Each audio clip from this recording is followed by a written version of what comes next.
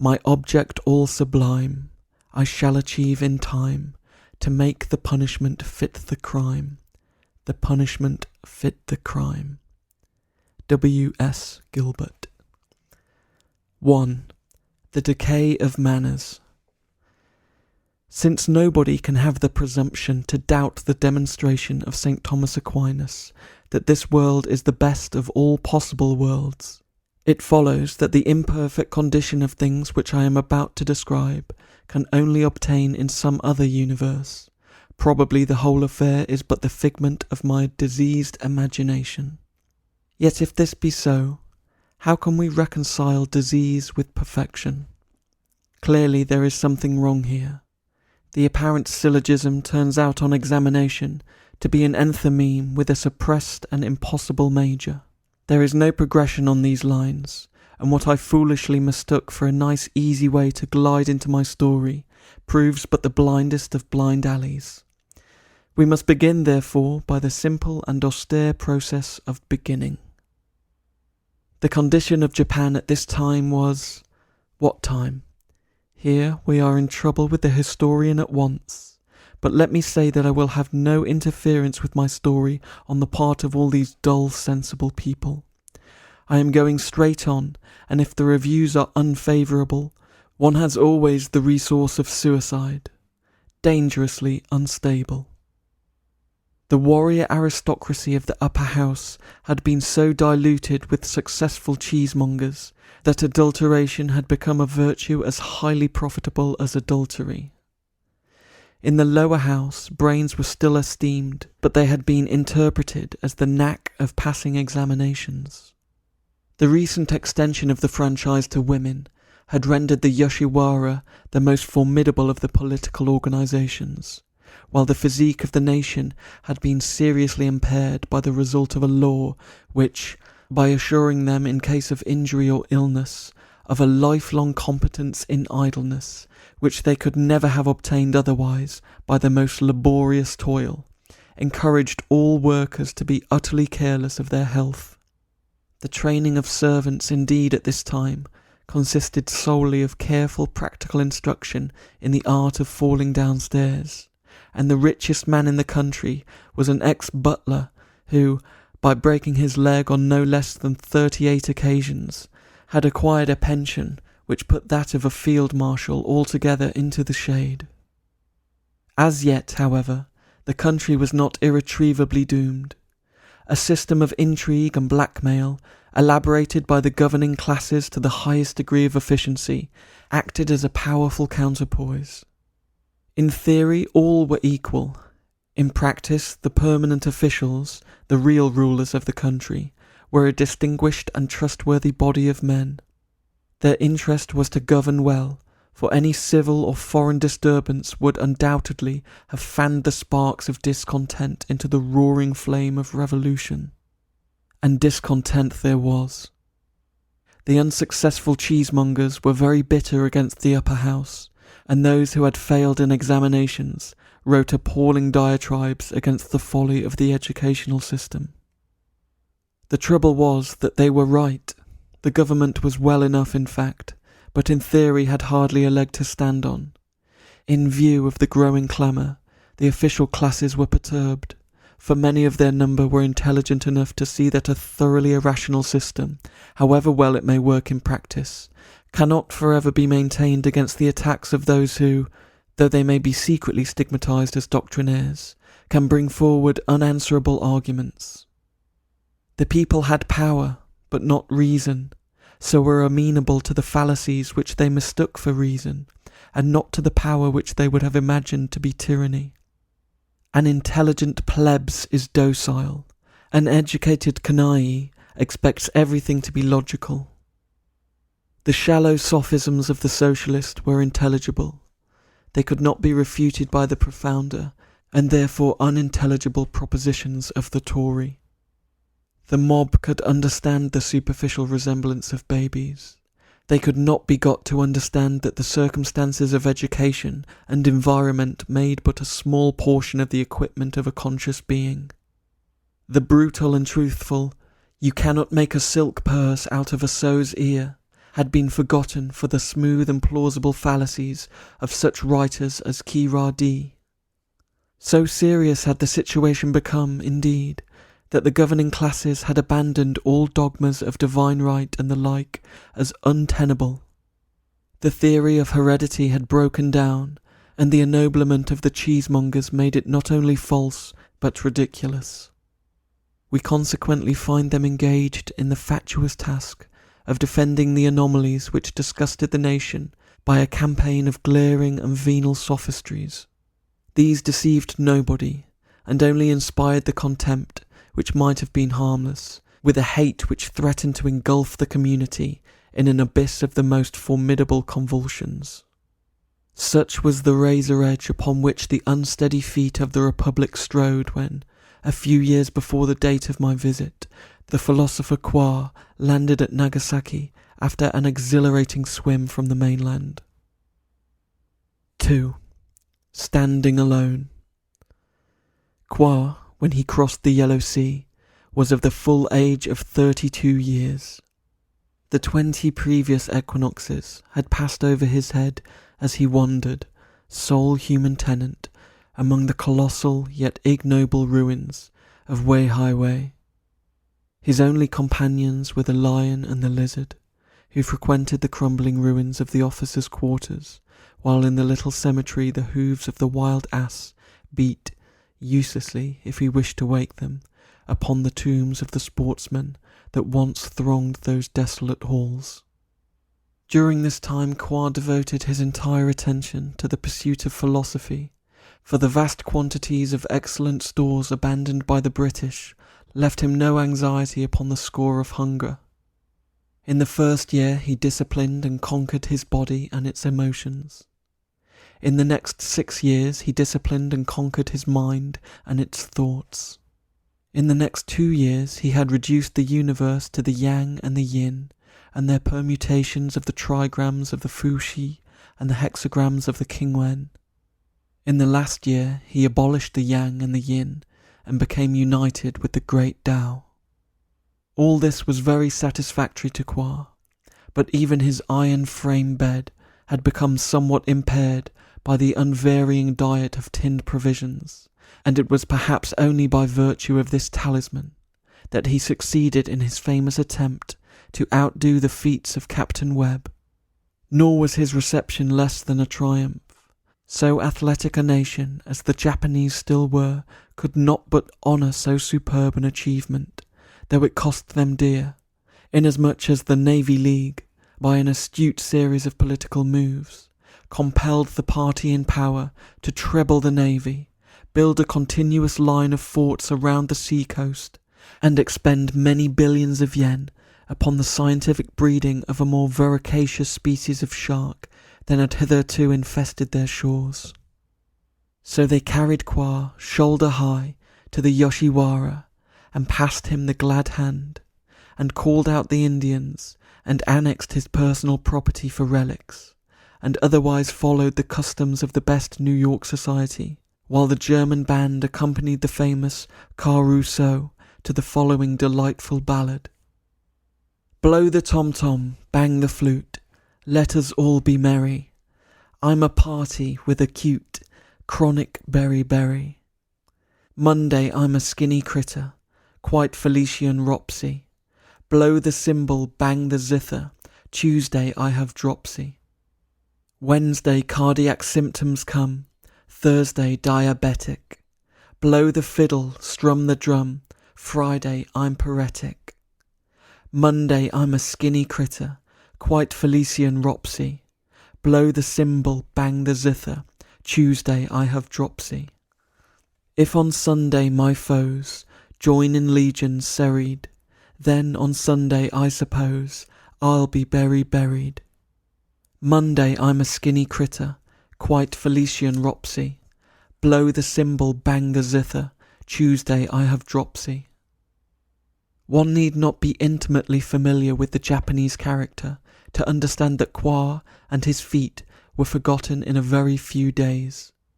But a wealthy daimyo, with a taste for observation, took it into his head to inquire of Quoi for what purpose he had entered the country in so strange a manner. It will simplify matters if I reproduce in extenso the correspondence, which was carried on by telegram. 1. Who is your honourable self, and why has your Excellency paid us cattle the distinguished compliment of a visit? 2. This disgusting worm is Great Tao. I humbly beg of your sublime radiance to trample his slave. 3. Regret Great Toe unintelligible. 4. Great Tao. T-A-O. Tao. 5. What is the Great Tao? 6. The result of subtracting the universe from itself. 7.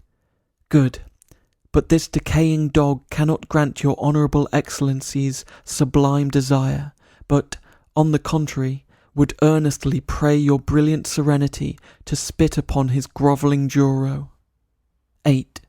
Profound thought assures your beetle-headed suppliant that your glorious nobility must meet him before the controversy can be decided. 9. True. Would your sublimity condescend to defile himself by entering this muck-sweeper's miserable hovel? 10.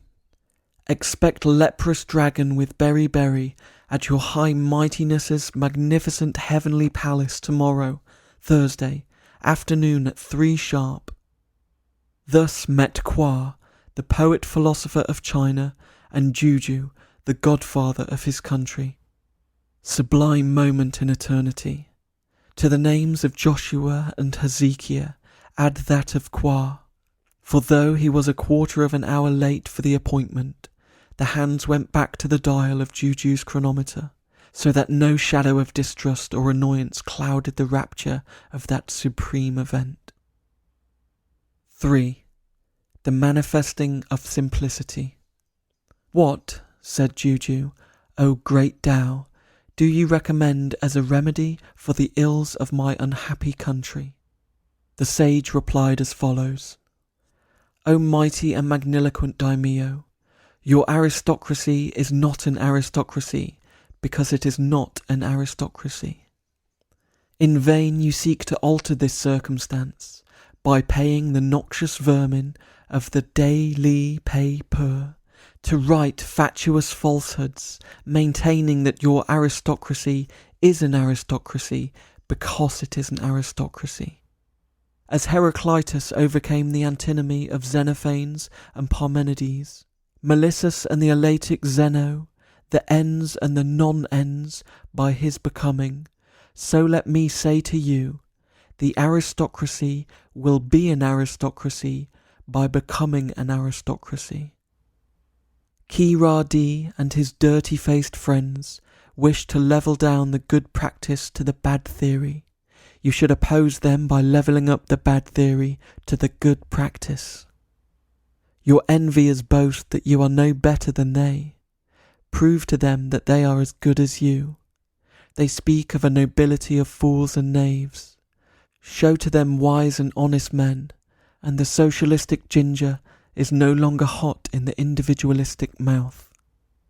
Juju grunted assent. He had gone almost to sleep, but Quoi, absorbed in his subject, never noticed the fact. He went on with the alacrity of a steamroller and the direct and purposeful vigour of a hypnotized butterfly. Man is perfected by his identity with the great Tao. Subsidiary to this, he must have balanced perfectly the yang and the yin. Easier still is it to rule the sixfold star of intellect, while for the base the control of the body and its emotions is the earliest step. Equilibrium is the great law, and perfect equilibrium is crowned by identity with the great Tao. He emphasized this sublime assertion by a deliberate blow upon the protruding abdomen of the worthy Juju. Pray continue your honourable discourse, exclaimed the half-awakened daimyo. Quoi went on, and I think it only fair to say that he went on for a long time, and that because you have been fool enough to read thus far, you have no excuse for being fool enough to read farther. Phenacetin is a useful drug in fever, but woe to that patient who shall imbibe it in collapse. Because calomel is a dangerous remedy in appendicitis, we do not condemn its use in simple indigestions. As above, so beneath, said Hermes the thrice greatest. The laws of the physical world are precisely paralleled by those of the moral and intellectual sphere. To the prostitute I prescribe a course of training by which she shall comprehend the holiness of sex. Chastity forms part of that training, and I should hope to see her one day a happy wife and mother. To the prude equally I prescribe a course of training by which she shall comprehend the holiness of sex. Unchastity forms part of that training, and I shall hope to see her one day a happy wife and mother. To the bigot I commend a course of Thomas Henry Huxley, to the infidel a practical study of ceremonial magic. Then when the bigot has knowledge and the infidel faith, each may follow without prejudice his natural inclination, for he will no longer plunge into his former excesses. So also, she who was a prostitute from native passion may indulge, with safety, in the pleasure of love. She who was by nature cold may enjoy a virginity in no wise marred by her disciplinary course of unchastity. But the one will understand and love the other. I have been taxed with assaulting what is commonly known as virtue. True, I hate it, but only in the same degree as I hate what is commonly known as vice.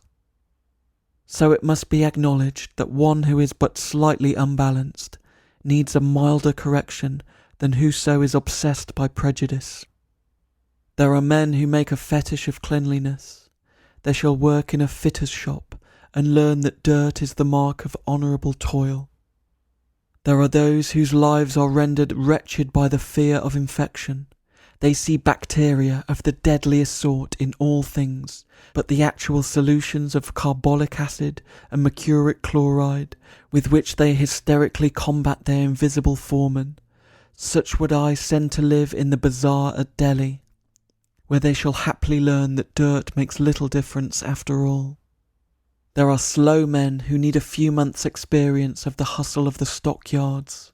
There are business men in a hurry, and they shall travel in Central Asia to acquire the art of repose.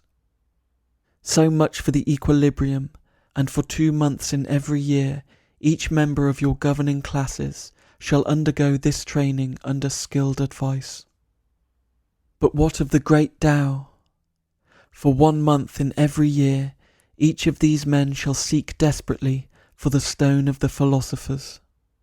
By solitude and fasting for the social and luxurious, by drunkenness and debauch for the austere, by scourging for those afraid of physical pain, by repose for the restless, and toil for the idle, by bullfights for the humanitarian, and the care of little children for the callous, by rituals for the rational, and by philosophy for the credulous, shall these men, while yet unbalanced, seek to attain to unity with the great Tao. But for those whose intellect is purified and coordinated, for those whose bodies are in health, for whose passions are at once eager and controlled, it shall be lawful to choose their own way to one goal, videlicet, identity with that great Tao which is above the antithesis of yang and yin.